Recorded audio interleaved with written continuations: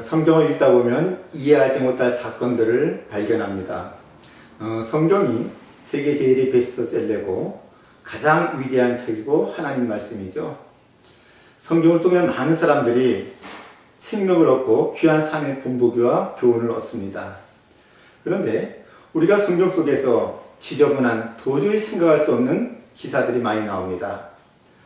아버지와 딸들이 관계에서 아들을 낳는 사건, 시아버지와 며느리가 관계에서 아들을 낳는 사건, 오빠가 동생을 강간하는 사건, 위대한 신앙의 사람이라고 하는 사람들이 남의 아내와 간통하고 그 남편을 죽이고 그 여자를 자기 아내로 삼는 사건, 믿음의 조상이라고 하는 사람이 자기 목숨을 부지하기 위해 자기 아내를 남에게 주는 사건 등 세상의 소설책보다 더 못한 사건들을 기록하고 있습니다. 자, 그런데 우리가 이 모습을 보면서 여기 한 가지 놀라운 사실을 발견하는데, 이것은 바로 성경의 정직성입니다. 성경은 아무리 위대한 사람이라 할지라도 그들의 잘못과 죄악과 실패를 여지없이 폭로합니다. 이것은 위대한 사람들의 실패와 본보기를 통해 우리에게 더 많은 교훈을 주게 하는 것입니다. 창세기 38장에 보면 아주 생각지 못한 희귀한 이야기가 기록되어 있습니다. 유다의 가문에 일어난 수치스러운 일이죠. 이것은 성경이 숨기고 싶은 이야기입니다. 그러나 성경은 여지없이 폭로하고 있습니다.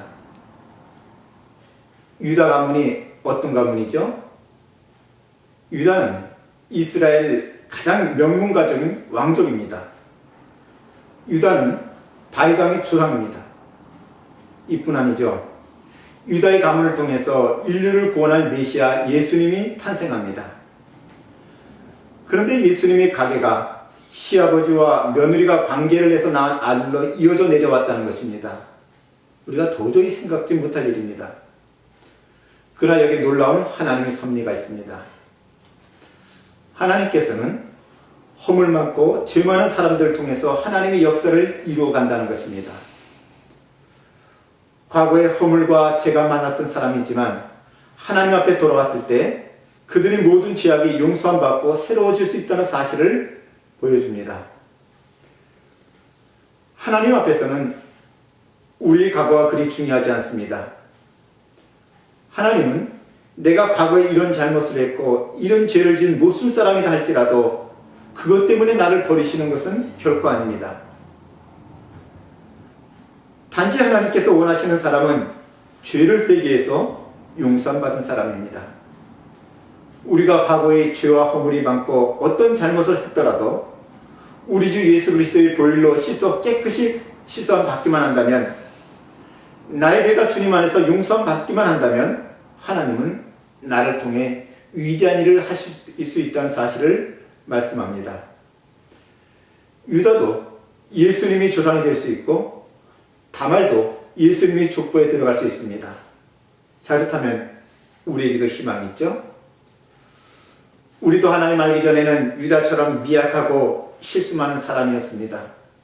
죄도 많이 짓던 사람이었습니다.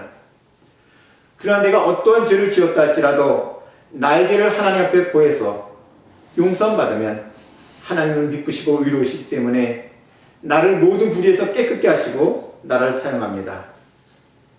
주님께서는 지금도 삶이 가난하고 비참하다고 절망하지 않고 그리스도 안에서 다시 하나님을 신뢰하고 하나님을 힘입어 서기를 원하는 사람을 찾고 있습니다. 오늘 창세기 38장의 말씀을 통해서 유다 사건을 보면서 우리 스스로 하나님 앞에 쓰임받는 사람들이 되시길 바랍니다. 유다가 어떤 사람입니까? 유다는 신앙의 공동체를 떠났던 사람입니다. 창세기 38장 1절 말씀에 보면 이렇게 말씀하고 있습니다. 그의 유다가 자기 형제에게서 내려가서 아둘람 사람 히라에게로 나아가니라. 자, 여기 말씀 보면 유다가 자기 형제를 떠나 가나안 사회 속에 깊숙이 들어갑니다. 자, 이것은 유다의 타락을 의미합니다. 야곱 지방은 4대에 걸쳐 가나안 땅에 살아왔지만 마치 물과 기름처럼 그들과 섞이지 않았습니다. 가나안 사람들은 하나님을 모르고 이방신들을 섬기며 타락한 삶을 살았기 때문에 야곱 가족들은 자기 신앙을 지키며 가나안 사람들과는 구별된 삶을 살았습니다. 이런 구별을 과감하게 깨뜨린 장본인이 바로 유다였습니다. 유다는 자기 형제를 떠나 가나안 사람들 속에 깊숙이 들어가서 그들과 어울려 삽니다. 그런데 이것으로 끝난 것이 아니라 자기 자신이 가나안 여자와 결혼해서 세 아들을 낳았고 큰아들은 가나안 여자와 결혼시켰습니다. 이것은 유다가 하나님 나라의 비전을 버리고 완전히 이 세상에 동화되어 세상 사람들과 똑같이 살았다는 것을 의미합니다. 그래서 성경은 그것을 말씀하고 있죠. 유다가 자기 형제에서, 다시 말하면 형제로부터 내려가서 아둘람 사람 히라에게로 나아갔다. 여기는 유다가 잠시 볼 일이 있어서 다니러 갔다는 말이 아닙니다. 자기 형제들과의 관계를 끊고 완전히 가나안 사람들이 사는 곳으로 이사를 갔습니다. 유다가 지금까지 이방 사람인 가나안 사람들과는 구별되어 아버지 야곱 밑에서 신앙의 공동체를 형성하면서 믿음을 지키며 살아왔는데, 이제는 신앙적인 모든 생활을 포기하고 아둘람 사람 히로와 연합하여 살려고 거처를 옮겼다는 뜻입니다. 유다는 거기서 가나안 여자와 결혼해서 완전히 정착하고 수십 년간 살았습니다. 계속해서 2절 말씀 보면 유다가 거기서 가나안 사람 수아라는 자의 딸을 보고 그를 취하여 동침하니 라고 말합니다. 유다가 왜 자기 형제들을 떠났는지 성경에 말하고 있지는 않지만 아마 이방 세계가 더 재밌고 매력적이고 잘 살 것 같은 생각이 들었을지도 모르겠습니다. 그러나 분명한 사실은 유다는 하나님께 대한 신앙을 버리고 자기 형제들을 떠났다는 것입니다. 거기서 그는 자기 신앙적인 타락만 경험한 것이 아니라 자녀들의 신앙까지도 타락하게 만듭니다. 6절 말씀 보면 유다가 장자 엘을 위하여 아내를 취하니 그 이름은 다말이었더라. 아들까지도 믿지 않는 이방인 여자와 결혼시킵니다. 그 결과가 어떻게 됩니까? 계속해서 7절 말씀을 보면 유다의 장자 엘이 여호와의 목전에 악함으로 여호와께서 그를 죽이신지라. 얼마나 끔찍한 비극입니까? 유다가 신앙을 버리니까 자기만 신앙을 떠난 것이 아니라 여기서 끝인 것이 아니라 자녀들까지도 신앙으로 인도하지 못해 자녀들이 하나님 앞에서 악하게 살아 하나님이 그를 죽입니다. 이건 누구의 잘못일까요? 그의 아버지 유다의 잘못으로 인한 벌입니다. 성경에는 이 유다와 비슷한 일을 겪은 그 육손 가운데 한 가정을 또 소개합니다. 창세기 1장에 보면, 룻기 1장에 보면 엘리멜렉 가정 이야기가 나옵니다. 그는 유대 땅 베들레헴에서 하나님을 섬기며 잘 사던 사람이었습니다. 그런데 그 땅에 기근이 들자 살기 위해서 고향을 떠나 이방 나라인 모압으로 이사를 갑니다. 거기서 그는 두 아들을 위해 이방 여자와 결혼시키고 거기에 정착해 버렸습니다. 그 결과 어떻게 됩니까? 하나님께서 이것을 기뻐하지 않아 엘기멜렉과 두 아들이 다 죽임을 당합니다. 육신의 행복을 찾아 더 잘 살기 위해 신앙의 공동체를 버리고 세상으로 내려간 결과가 자신과 두 아들이 죽음이라는 비참한 결과를 맞습니다. 유다도 마찬가지입니다. 그가 자기 부모 형제가 있는 신앙의 공동체를 떠나 이방으로 간 결과가 하나님이 축복받지 못했을 뿐만 아니라 그 두 아들이 죽음이라는 비극을 맞습니다. 오늘 우리 여기서 귀중한 교훈을 얻습니다. 신앙의 공동체를 떠난다는 것은 대단히 위험합니다. 오늘날 많은 사람들이 이 모양 저 모양의 이유를 대면서 신앙의 공동체를 떠납니다. 과연 하나님께서 살아계신가? 기독교에만 구원이 있는가? 하는 신앙적인 확신이 없어 신앙의 길을 떠나는 사람이 있습니다. 또 어떤 사람들은 교회에서 사람들에게 상처를 받았다고 교회를 떠납니다. 때로는 신앙이 자기 삶에 유익이 되지 않는다고 스스로 판단하거나 교회보다 세상이 더 좋으면 언제든지 신앙의 공동체를 떠납니다. 그러나 어떤 이유에서든지 신앙의 공동체를 떠나는 것은 매우 불행스러운 일입니다. 마귀는 신앙의 공동체 속에서 떨어져 나가는 사람들을 노리고 있습니다. 신앙은 같이 어울려서 서로 도와가며 기도해주며 같이 신앙생활하는 것입니다. 신앙은 혼자서 유지하기 힘듭니다. 내 믿음이 아무리 좋아도 믿음이 약해질 때가 있고 신앙의 슬럼프가 생길 때도 있습니다. 이때 주의 믿음이 좋은 누군가가 나를 이끌어 주어야 하고 나의 손을 붙잡아 주어야만 합니다. 이론적으로는 혼자 신앙생활하는 것이 가능하지만 실제로는 혼자 신앙생활하기 참 어렵습니다. 그런데 유다는 자기 발로 신앙의 공동체를 떠나 이방 사람들 속에 파묻혀 삽니다. 하나님께서는 하나님을 믿는다고 하는 사람들이 세상을 떠나 살아가는 것을, 세상을 따라 살아가는 것을 제일 싫어합니다. 하나님을 믿는다고 하면서 도덕적으로 타락하고 성적으로 문란하게 사는 것을 싫어하십니다. 아브라함을 보세요. 아브라함이 자기 아들의 결혼을 위해서 종을 가나안 땅이 아닌 멀리 고향 땅까지 보내 신부를 구하도록 만들었습니다. 왜 그렇습니까? 왜 이삭에게 멀리 가서 배우자를 구하도록 만들었을까요?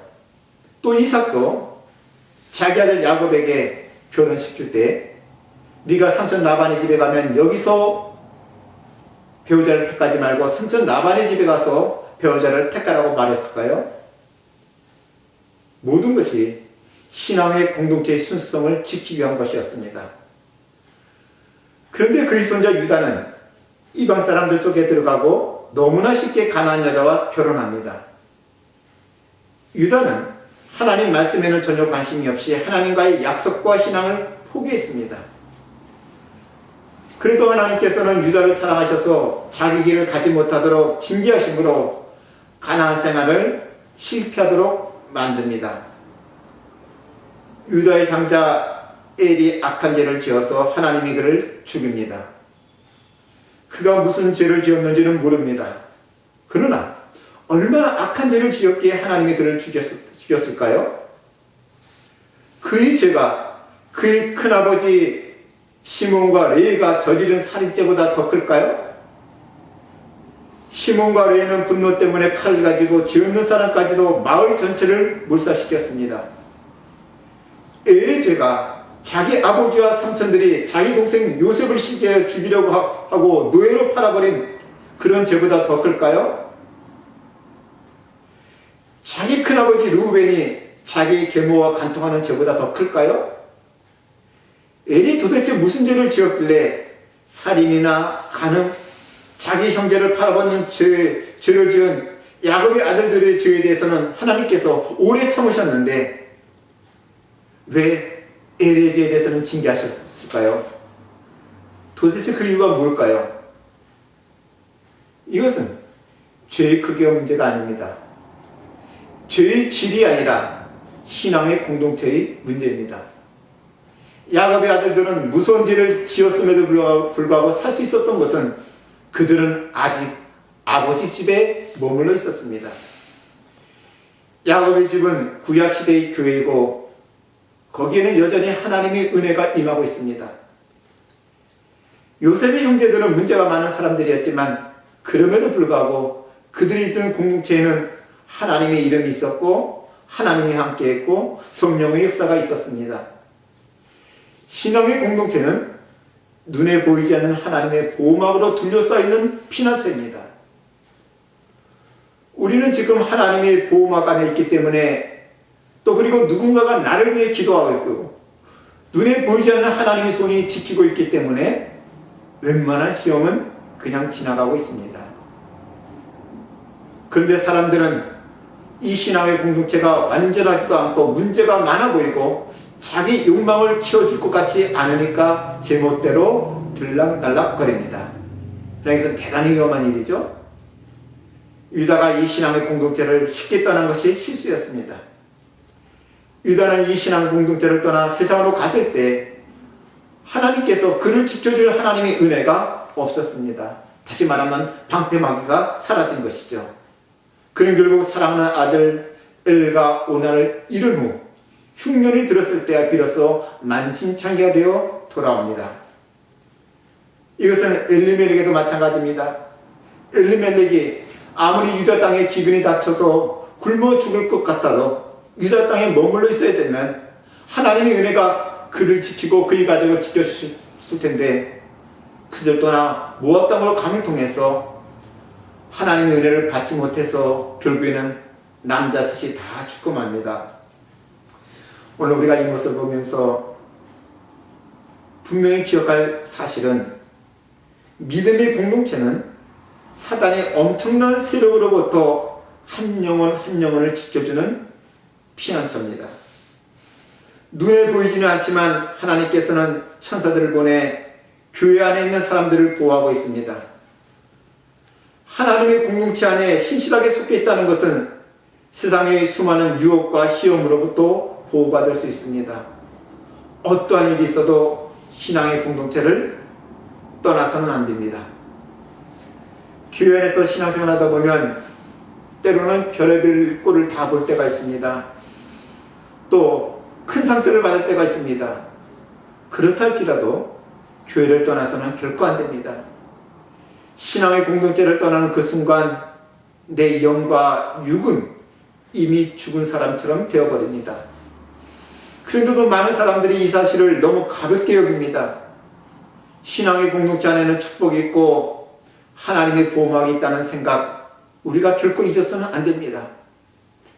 많은 사람들은 그런 사실을 기억하고 있지 못하기 때문에 교회에 나오고 싶으면 나오고 빠지고 싶으면 빠집니다. 아주 자기 마음대로 들락달락 거립니다. 안타까운 모습이죠. 만약에 이때 우리가 어떻게 하면 좋습니까? 권해야죠. 권해서 듣지 않으면 그냥 자기 마음대로 하게 내버려 둘 수밖에 없습니다. 그러나 이것이 얼마나 크나큰 고통이고 저주스러운 일입니까? 실컷 자기 마음대로 욕심대로 살다가 나중에 만신창이가 돼서 돌아옵니다. 그때라도 회개하고 돌아오면 감사하지만 실제로 돌아오지 못하는 경우가 더 많습니다. 사람들은 눈에 보이는 세상 것만을 생각합니다. 세상으로 가면 재미있고 세상으로 가면 내가 무엇인가를 움켜쥘 수 있다고 생각합니다. 때로는 신앙의 공동체가 따분하고 재미없다고 생각됩니다. 그러나 그들이 보지 못하는 것이 있습니다. 그것은 믿음의 공동체를 덮고 있는 하나님의 은혜입니다. 믿음의 공동체 안에는 하나님의 축복이 있고 은혜가 있습니다. 결코 이 신앙의 공동체를 떠나서는 안 됩니다. 예배를 빠지고 주의를 범하는 것 대수롭게 여기서는 안 됩니다. 졸아도 교회 와서 졸아야죠. 넘어져도 교회 와서 넘어져야만 합니다. 세상 밖에서 넘어지는 것보다 교회 안에서 넘어지는 것이 훨씬 낫습니다. 세상은 얼마나 위험합니까? 세상에는 얼마나 많은 영적인 유혹이 있습니까? 사람의 영혼을 병들게 하는 것이 얼마나 많습니까? 내가 보호받을 수 있고 치료받을 수 있는 유일한 곳은 믿음의 공동체입니다. 우리는 유다 같은 어리석은 행동을 범해서는 결코 안 됩니다. 신앙의 공동체를 떠나면 나는 죽은 목숨이라 생각하시고 어떠한 어려움과 상처가 있더라도 신앙의 공동체를 떠나지 마시기 바랍니다. 우리 이민희 삶 피곤하고 힘들죠. 피곤해도 주일날 피곤해도 자고 싶어도 교회에 나와서 조시기 바랍니다. 일평생 신앙의 공동체 안에서 믿음의 형제들과 함께 주님 섬기면서 아름다운 신앙생활 하시기를 바랍니다. 그 다음에 우리가 생각할 것은 유다는 이중적인 가치를 잘 지닌 사람이죠. 오늘 11절 말씀 보면 계속해서 이렇게 말합니다.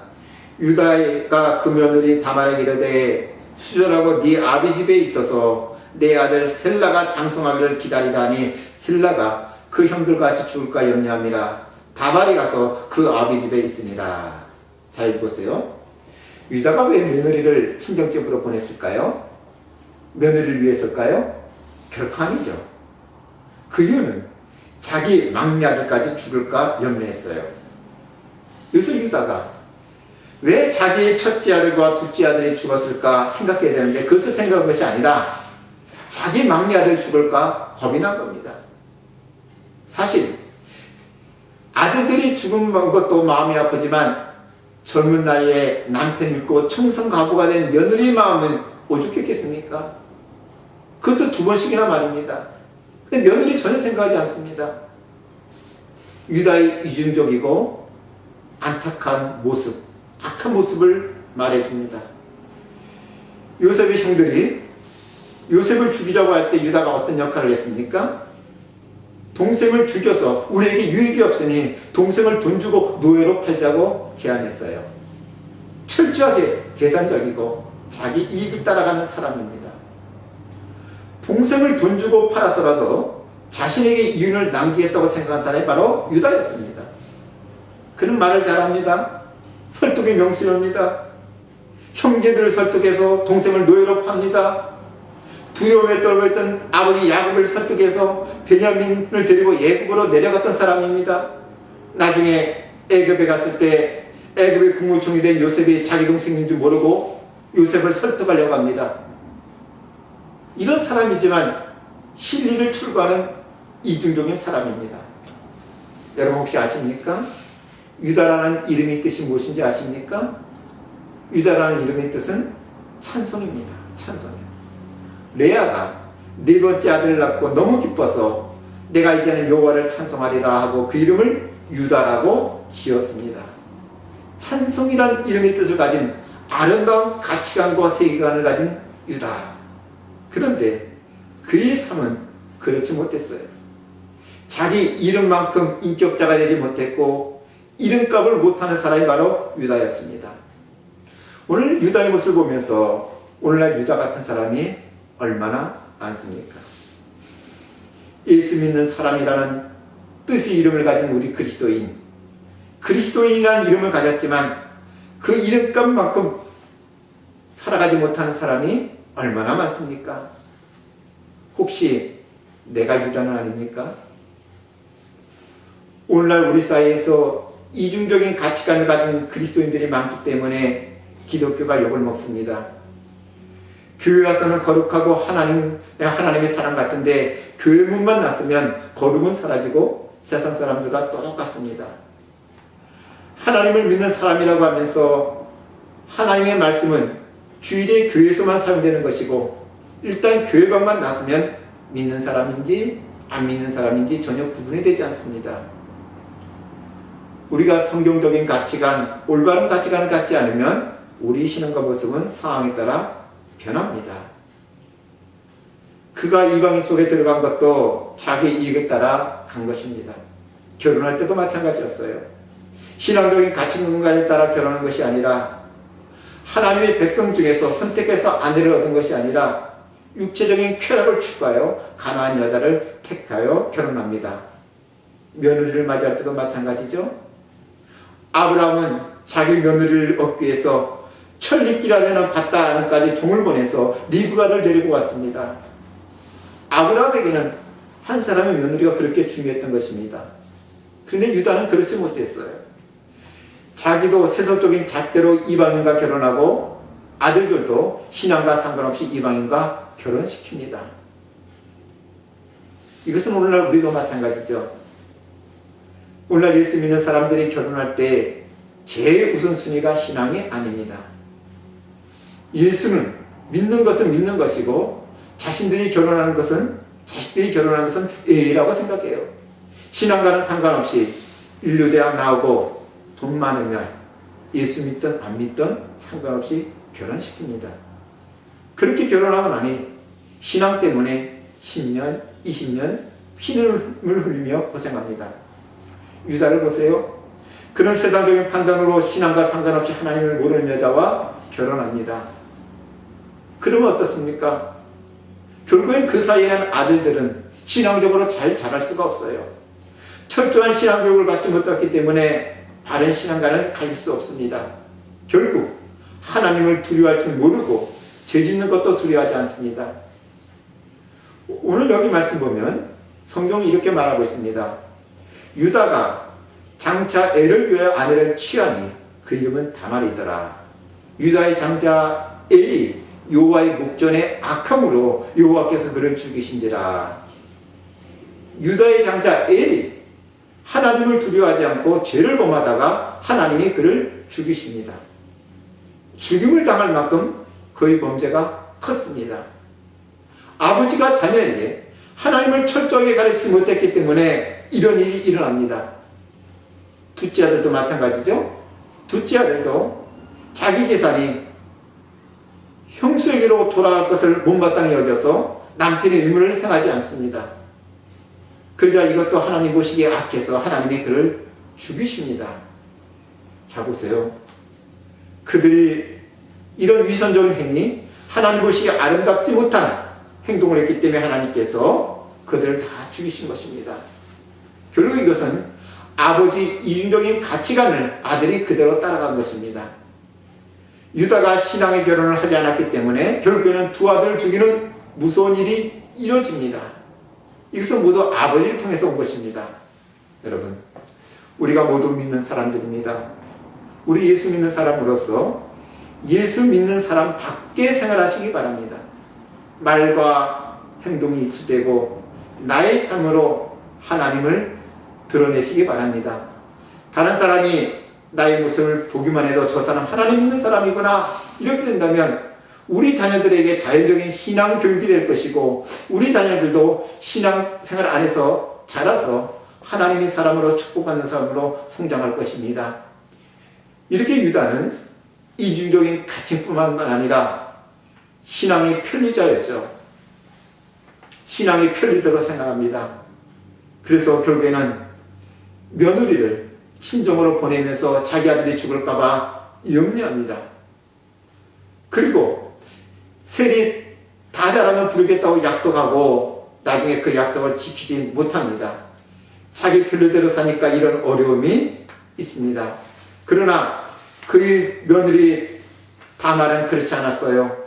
신앙적인 가치관에 의해서 살아갑니다. 왜냐하면 그가 유다 집안에 시집와서 그는 새로운 세대를 본 것입니다.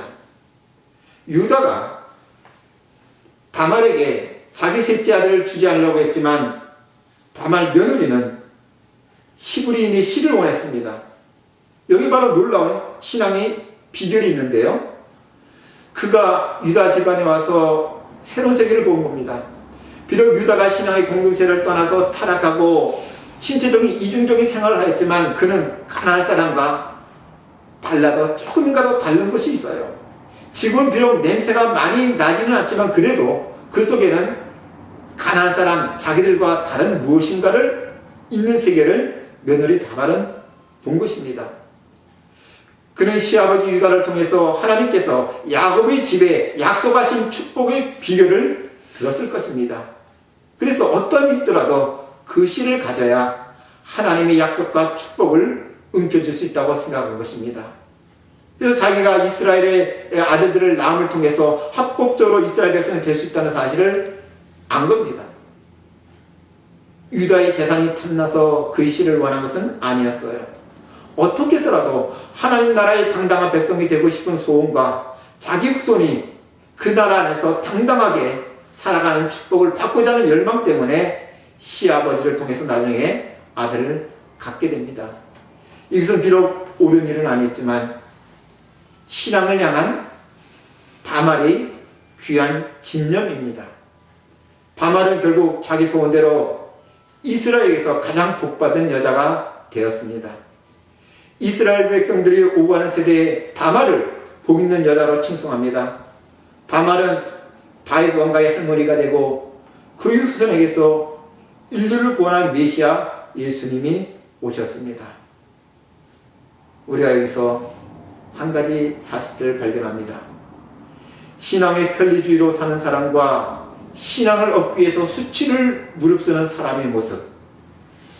신앙의 편리주의로 사는 유다는 오히려 망신을 당했지만 신앙을 얻기 위해서 자기 자신을 과감하게 던진 사람에게는 하나님의 축복이 임했습니다.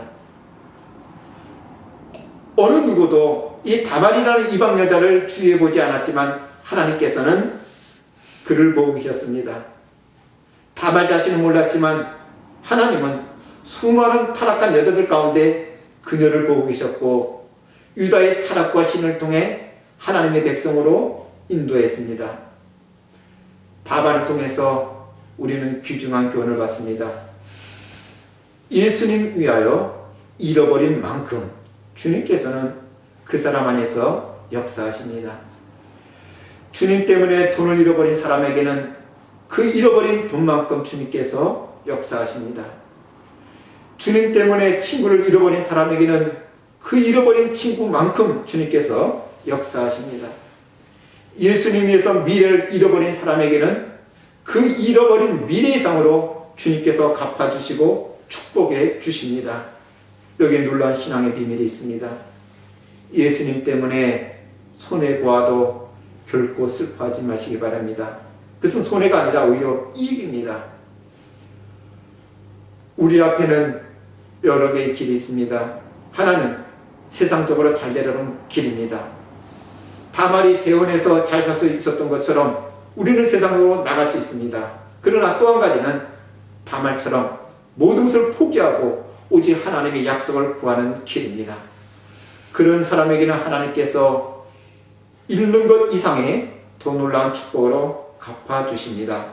어떠한 일이 있다 할지라도 다른 것은 다 포기하더라도 나의 신앙, 나의 구주 되신 예수님, 이 신앙의 공동체인 교회를 포기하지 마시고 주님을 끝까지 쫓는다면 주님께서 더 풍성하게 우리에게 채워주시는 놀라운 축복을 우리가 경험할 것입니다. 이런 축복이 우리 모두에게 넘치게 되기를 주님의 이름으로 축원합니다.